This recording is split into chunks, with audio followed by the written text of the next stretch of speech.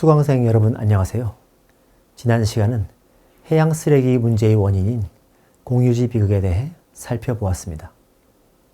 이번 시간은 물질 회계를 이용해서 한국의 해양 쓰레기의 양을 살펴보겠습니다.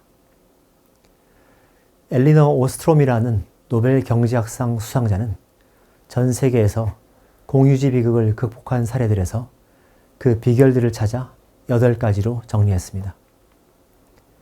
상황에 맞는 이익 분배의 원칙도 그 8가지 비결 중에 하나입니다. 단지 이익만이 아니라 어떤 공공재를 어떻게 활용할지에 대한 규칙을 결정하려면 그 공공재가 물리적으로 어떤 성격을 가지고 있는지를 사람들이 알아야 한다는 것입니다. 그러므로 해양 쓰레기 문제를 해결할 규칙을 정하려면 해양 쓰레기가 어떤 물리적 특징을 가지고 있는지, 어떤 방식으로 생태계와 사회경제에 피해를 미치는지를 알아야 합니다. 그래서 이번 시간은 우선 한국의 해양 쓰레기가 얼마나 많이 있는지를 알아보려고 합니다. 여기서는 저의 논문 내용을 요약해서 말씀드리겠습니다. 지난 2주차 강의에서 탄소 중립에 관한 내용을 살펴보았습니다. 2주차 강의에서도 탄소 배출량과 관련하여 2가지 양을 구별해야 한다는 것을 무척 강조했었습니다. 해양 쓰레기의 양과 관련해서도 2가지 종류의 양을 구별하는 것이 매우 중요합니다. 2가지의 양은 유량과 저량입니다. 유량은 영어로 flow라고 하며 특정한 기간 동안 측정되는 양입니다. 그에 반해 저량은 스톡이라고 하며 특정한 시점에 측정되는 양입니다. 예를 들어 은행에 100만 원을 저축해 두었을 때 1년 동안 3만 원의 이자가 발생했다면 100만 원은 저량이고 3만 원은 유량에 해당합니다. 해양 쓰레기에서도 유량과 저량을 구별하는 것이 중요합니다. 해양 쓰레기에서 유량은 2가지가 있을 수 있습니다. 1년 동안 해양으로 유입되는 해양 쓰레기의 양과 1년 동안 해양에서 수거되는 해양 쓰레기의 양입니다. 그에 반해 해양 쓰레기의 저량은 특정 시점에 바다에 존재하는 양입니다. 유량과 저량은 서로 연결되어 있긴 합니다. 저축의 경우에도 저축한 원금의 이자율을 곱하면 이자가 계산됩니다. 해양으로 유입된 해양 쓰레기가 오랫동안 축적된 양이 해양 쓰레기의 저량입니다. 그런데 바닷속에 있는 해양 쓰레기는 다시 수거되기도 하고 바다의 다른 곳으로 이동하기도 합니다. 그러므로 해양 쓰레기 유입량만으로 해양 쓰레기 저량을 측정하는 것은 힘들 수 있습니다. 그래서 해양 쓰레기의 양을 정확히 측정하려면 해양 쓰레기가 어떻게 이동하는지를 관찰한 후 이를 모델로 만들 필요가 있습니다. 해양 쓰레기의 양을 측정하려면 물질 회계 모델이 필요합니다. 물질 회계는 화폐 금액이 아닌 물질의 양을 측정하는 체계를 말합니다. 물질 회계 모델을 만들려면 우선 시간적 범위와 공간적 범위를 정해야 합니다. 저는 2014년에 한국의 해양 쓰레기 양을 추정한 논문을 썼습니다. 당시 저는 제가 이용할 수 있는 자료를 최대한 이용했기 때문에 2012년을 시간적 범위로 삼았습니다. 또한 공간적 범위는 한국의 바다로 결정했습니다. 공간적 범위인 한국의 바다는 지도에서 보는 바와 같습니다. 그런데 그림을 보시면 중요한 의문이 드실 겁니다. 바다로 들어간 해양 쓰레기는 바람과 해류를 따라 쉽게 이동하고 해양 쓰레기들이 한국의 바다에 그대로 있는 것이 아닙니다. 하지만 이 연구에서는 해양 쓰레기들이 한국의 바다에 머물러 있다고 가정했습니다. 현실적으로 해양 쓰레기가 한국의 바다에서 다른 나라의 바다로 얼마나 이동하는지 신뢰성 있게 추정하기가 매우 힘들기 때문입니다. 또한 한국의 바다에서 다른 나라의 바다로 흘러나가는 만큼 다른 나라의 바다에서 한국의 바다로도 흘러 들어올 것이라고 가정할 수 있기 때문입니다. 이런 추정에는 기본적으로 많은 가정이 들어가며 그만큼 한계를 가지고 있기도 합니다. 그 다음으로 해야 할 일은 해양 쓰레기의 유입량, 유출량과 현존량의 측정 방법을 찾는 것입니다.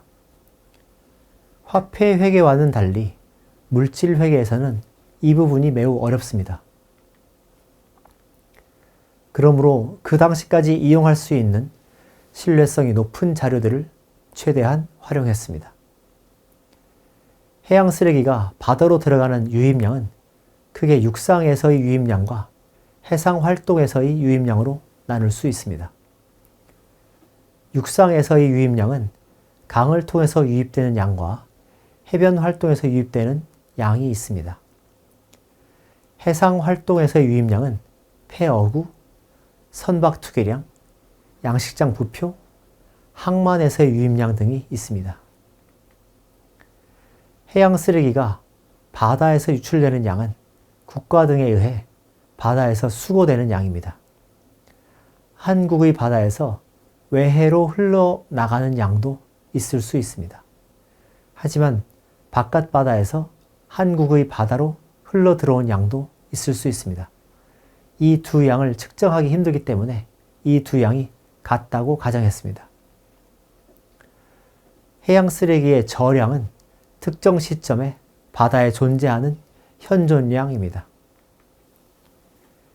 해양 쓰레기 현존량은 공간적으로 구별해서 해변에 있는 양, 해저에 있는 양, 그리고 바닷물 중간과 바닷물 위에 떠 있는 양으로 구별했습니다. 한국의 해양 쓰레기 양을 측정한 결과는 다음과 같습니다. 전체 결과를 한 장의 그림으로 나타냈습니다. 보시면 해양에 존재하는 양과 해양으로 유입되는 양, 해양에서 수거하는 양이 각각 별개로 표기되어 있습니다. 유입량을 자세히 보겠습니다. 1년 동안 해양으로 유입되는 해양 쓰레기 양은 91,195톤입니다. 여기에는 육상에서 유입되는 양 32,825톤과 해상에서 바다로 투기되는 양 58,370톤이 포함되어 있습니다. 그리고 이 두 양도 각각 몇 가지 유입 원천으로 구분되어 있습니다. 다음은 해양 내 현존량과 수거량을 같이 보겠습니다.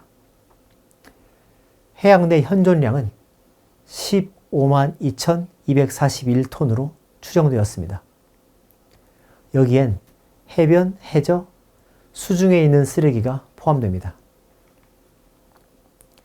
그리고 정부는 이 세 구역에서 각각 쓰레기를 수거하고 있는데 그 양이 1년에 42,595톤입니다. 그런데 앞서 본 결과를 보면 흥미로운 점들이 발견됩니다. 우선 해변에 존재하는 해양 쓰레기의 양은 12,029톤인데 1년 동안 해변에서 수거한 양은 27,297톤으로 2배가 넘습니다. 이것은 어떻게 된 것일까요? 바다에서 쓰레기는 공간을 계속 이동합니다. 그래서 한 해수욕장에 가득 찬 쓰레기를 다 치우고 다음날 가보면 또 똑같은 양의 쓰레기가 쌓여 있기도 합니다. 그 해수욕장과 가까운 바다 속에 있던 쓰레기가 다시 해변으로 올라와 쌓인 것이기 때문입니다. 그렇게 해변에서 계속 쓰레기를 수거할 수 있기 때문에 해변에서 1년 동안 수거하는 양은 특정 시점에 해변에 존재하는 양보다 많을 수 있습니다. 다른 연구자들이 연구한 결과 중에 한국에서 했던 연구로 하천을 통해 1년 동안 바다로 유입된 해양 쓰레기의 양을 직접 측정한 연구가 있었습니다. 이 연구자들은 한강 하구에 그물을 설치한 다음 한 달에 2번씩 그물에 걸린 해양 쓰레기를 건져내서 무게를 측정했습니다. 그렇게 1년을 꼬박 측정하니 매우 좋은 자료가 되었습니다.